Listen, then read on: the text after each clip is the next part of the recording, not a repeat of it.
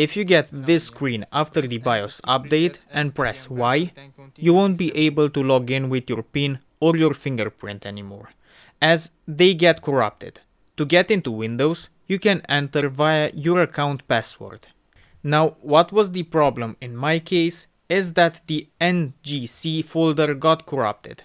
That folder stores the PIN and fingerprint data, and as long as that folder is corrupted, Windows doesn't let you set up a new PIN or fingerprint. So to spare you the trial and error I had to go through, here's what worked for me.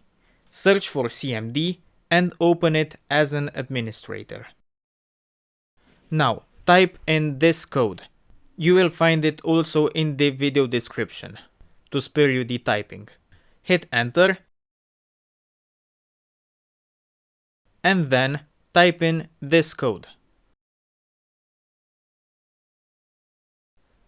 And then this one. This is the code to delete the NGC folder. And if it fails, you can type in this code. Don't forget to press enter after each code. Then restart your computer. And after the restart, and even though it says the system cannot find the file specified, it worked on my computer. I could set up a new PIN and a new fingerprint. If you go to set up a new PIN or fingerprint, it will let you. I hope this video helped.